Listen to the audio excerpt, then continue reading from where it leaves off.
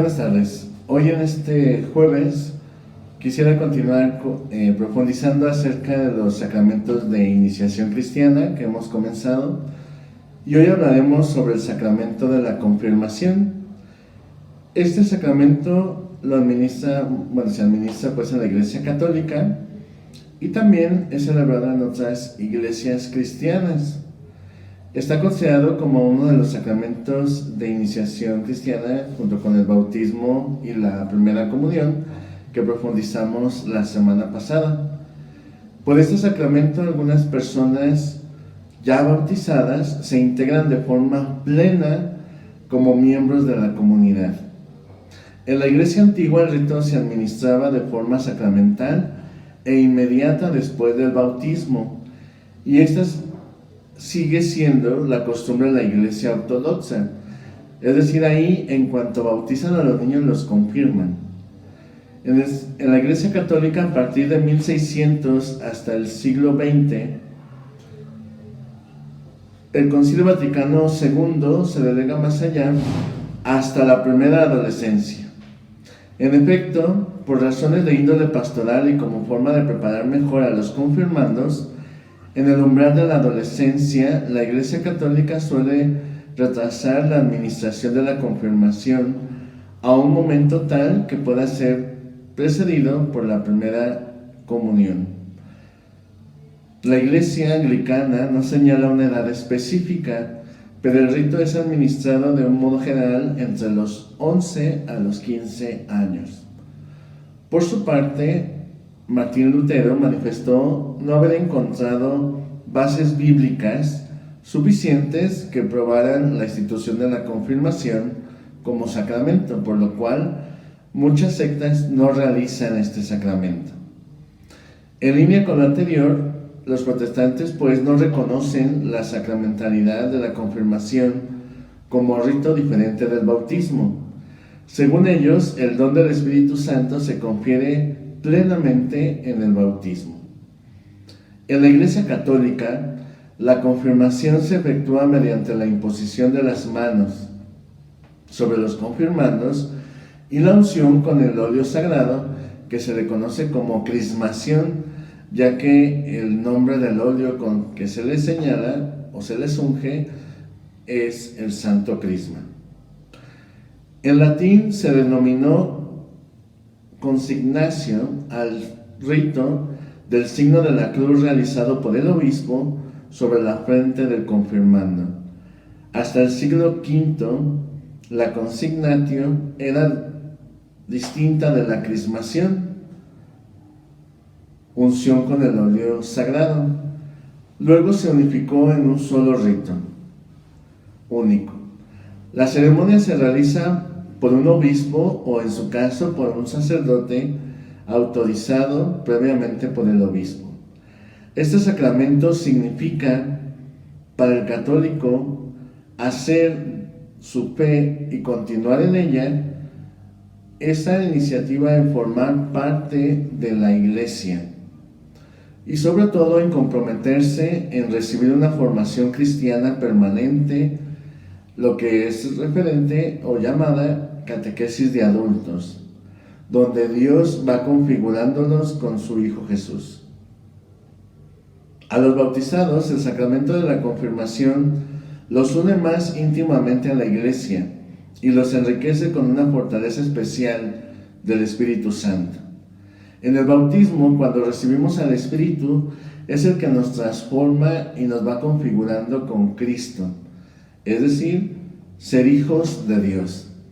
Pero en la confirmación, al recibir al Espíritu, ya no solamente nos va configurando como hijos de Dios, sino que también nos va transformando en testigos de la fe que recibimos.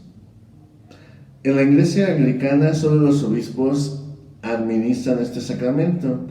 En las iglesias luteranas y ortodoxas, el rito lo realizan de forma habitual los pastores y los sacerdotes. En Oriente, la imposición de manos desapareció rápidamente y se considera la crismación como el elemento esencial de la confirmación. La imposición de manos es un rito ya consagrado en la Iglesia Ortodoxa. se denomina crismación, es decir, la unción con el santo crisma. ¿Cómo se fue desarrollando y configurando este rito de la confirmación? Al inicio de la Iglesia católica, cuando se daban largos periodos de catecumenado, que es ese periodo de prueba, de instrucción, ofreciendo a los candidatos su crecimiento en la fe después de su bautismo, los 3 sacramentos de la iniciación cristiana eran recibidos conjuntamente. Hay testimonios escritos desde Hipólito y su narración de la liturgia hacia el año 215 en su tratado sobre la tradición apostólica. Para la distinción de las 2 unciones, una dependiente del bautismo y otra posterior tras la bendición y dentro de la Iglesia, era conferida solamente por los obispos. El rito católico actual consiste que dentro de la celebración de la misa, tras el sermón o la homilía, en primer lugar se hace una renuncia al mal y al pecado, y después se manifiesta la profesión de fe, que renueva la renuncia y profesión que hicieron sus padres en el bautismo. Es muy importante la profesión de fe, pues en esta fe se recibe el sacramento, y fiel a esta se compromete ya con su madurez adquirida a vivir de ahora en adelante como un mandato de los padres, sino también vivido como una aceptación y voluntad. Después se impone a cada candidato las manos, se hace un momento de oración en silencio, teniendo cerca a su padrino, el cual pone su mano sobre el hombro derecho, antes de que el candidato reciba y sea ungido por el óleo consagrado, es decir, el santo crisma. Una vez que se le unge, el ministro, que habitualmente es el obispo o el sacerdote autorizado, le dice la siguiente frase ritual. Le llama por su nombre y le dice: recibe por esta señal el don del Espíritu Santo. A lo que el candidato responde: amén. El rito de la confirmación concluye con un saludo de paz al que ya es miembro completo de la Iglesia. Luego sigue la misa como de costumbre.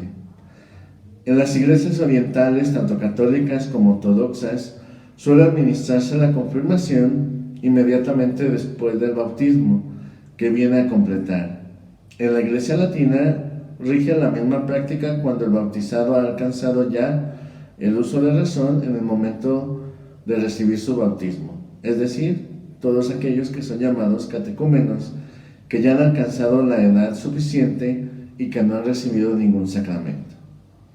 En cuanto a la materia de este sacramento, en el tiempo de los apóstoles, al parecer, era la imposición de manos, acompañada por una oración.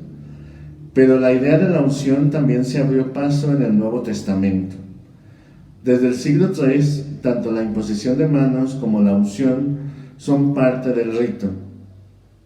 A la hora de explicar la relación entre la imposición de manos y la unción con el crisma, existen varias interpretaciones. Aunque Pablo VI fijó ambos ritos, se indica que solamente la unción es necesaria para la validez del sacramento. El crisma se prepara con aceite de oliva mezclado con perfume. No se admite aceite animal o mineral. Estas unciones con aceite, con el que no es necesario hacer el signo de la cruz, aunque sea costumbre, provienen ya de las unciones reales de Israel, por el cual el elegido, por designio divino, tomaba posesión del cargo de rey.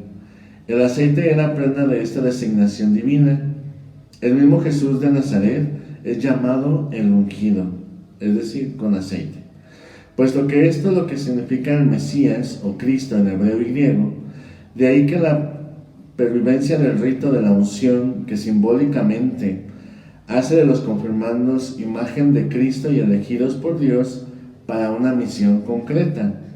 Por eso este sacramento no se puede recibir ni en el orden sacerdotal ni en el matrimonio, que son una concreción de esta misión recibida por Dios.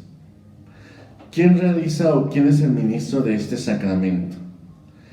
En la Iglesia Latina, el ministro ordinario de la confirmación es el obispo, pero también administra válidamente y lícitamente este sacramento el presbítero dotado de facultad por el derecho universal o por la concesión peculiar de la autoridad competente.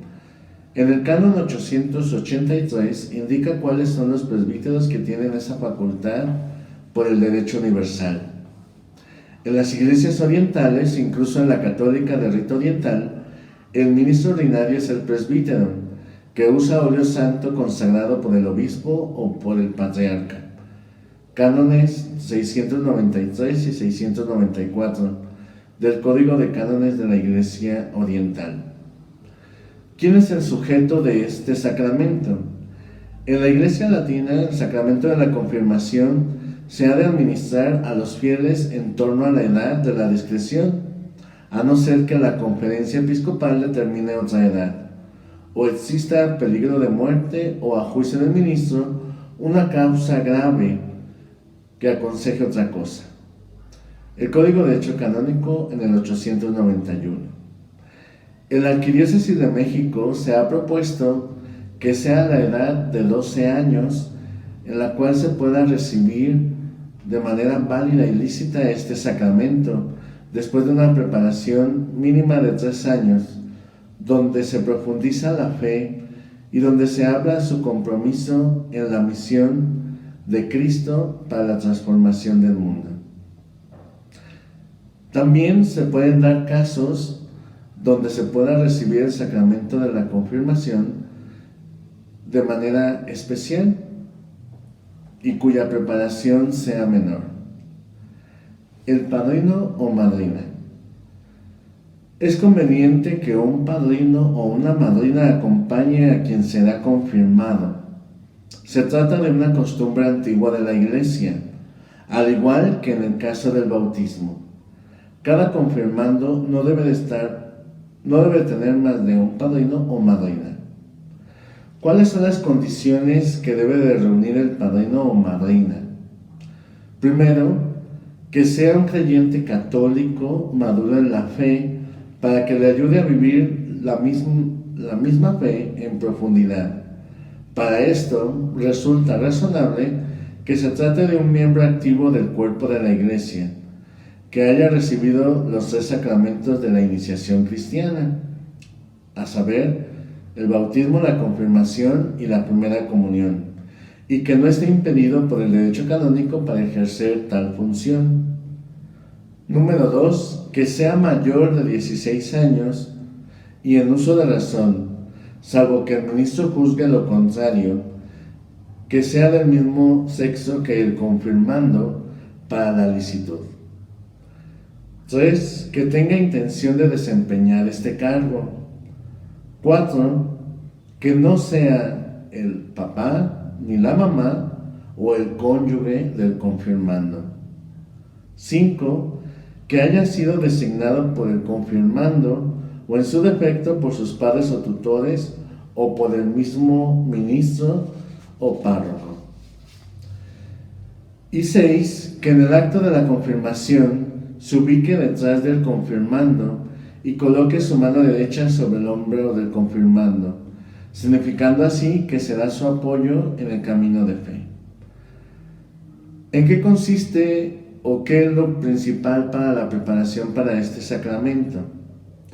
Para preparar este momento es necesaria una formación catequética que fija cada obispo en su diócesis o cada conferencia episcopal para su país. Por eso depende del lugar y de las circunstancias. Es un proceso variable.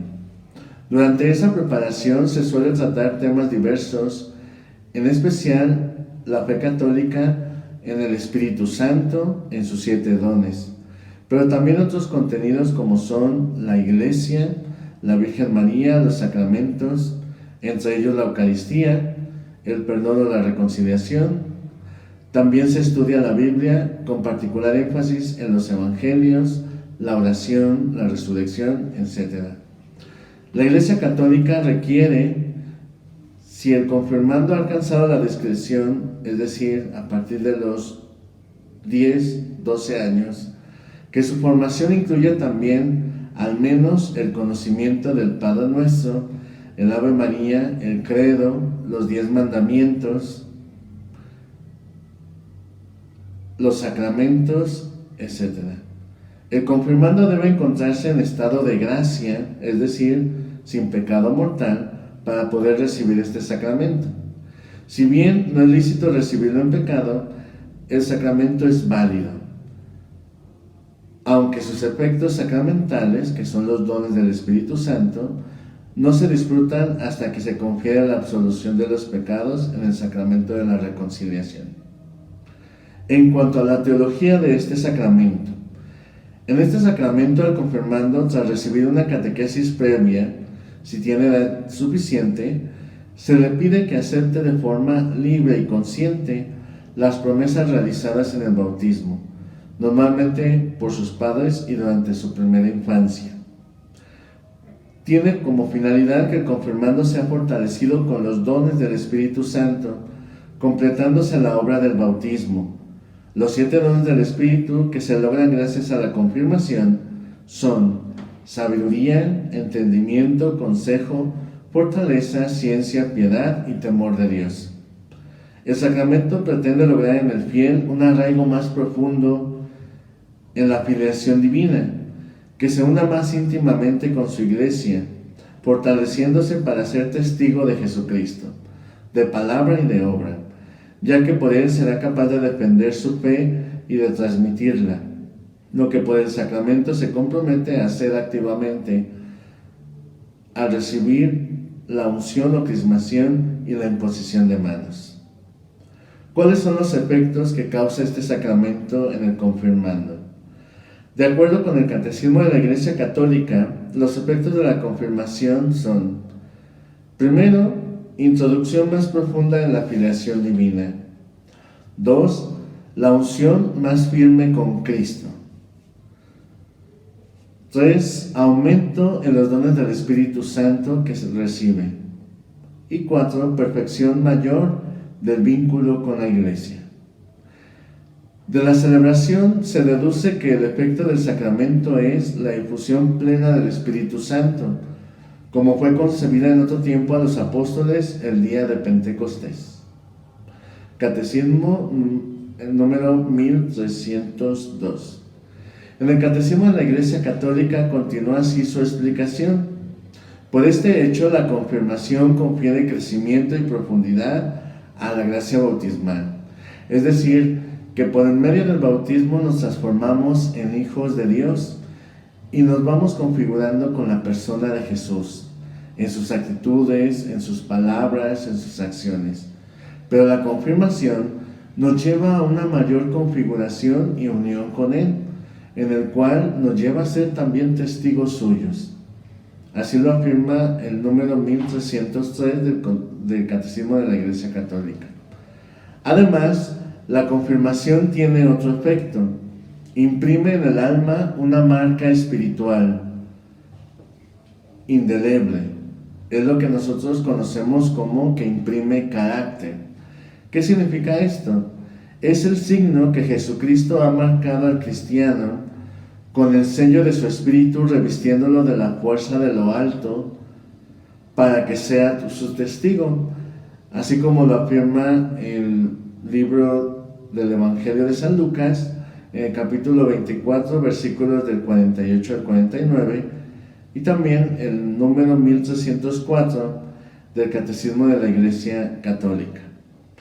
El carácter, pues, perfecciona el sacerdocio común de los fieles, recibido en el bautismo, y el confirmando recibe el poder de confesar la fe de Cristo públicamente y como en virtud de un cargo. Es decir, que en cuanto el confirmando recibe el don del Espíritu, sus dones, es ungido y además se le impone las manos, en ese mismo momento queda transformado en testigo de Cristo, para que a través de sus palabras, sus actitudes y acciones pueda dar testimonio de la fe por sí mismo, acompañado y apoyado por sus padrinos, pero en sí es una maduración de la fe de que recibió en el bautismo. Es por eso que este sacramento se le considera la plenitud de los sacramentos de iniciación cristiana, donde ya el candidato queda transformado y configurado como apóstol de Cristo, es decir, su enviado, para que en medio de las realidades del mundo pueda manifestar su fe y así pueda transformar los ambientes y las circunstancias que le rodean, por medio de la predicación de la palabra y también de su testimonio.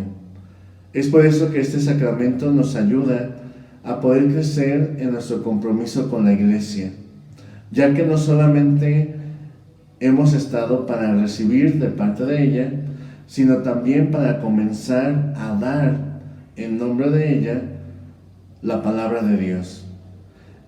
Por eso este sacramento nos configura con Cristo y también nos incorpora en su misma misión de instaurar el reino de Dios en las realidades temporales de este mundo, poder sembrar la semilla de la palabra de Dios en el corazón de las personas que nos escuchen. El poder ser apóstol implica precisamente un crecimiento de ese compromiso bautismal que hicieron nuestros padres y padrinos en nombre nuestro. También al hacer este compromiso se enciende una luz, ya no como esa luz que ha de seguir para seguir creciendo en su camino de fe, sino que se enciende esa luz como signo de la luz que ha de encender en el corazón de las personas que le conocen. Es decir, transmitir la experiencia de fe impulsado por el Espíritu que ha recibido a través de este sacramento. Podemos decir entonces que este sacramento, o este tercer sacramento de la iniciación cristiana, nos ayuda a poder ser realmente discípulos y apóstoles de Cristo. Muchos documentos actuales de la Iglesia que se han ido escribiendo y que los diferentes papas en su ministerio nos han transmitido, tienden a retomar este compromiso de la confirmación.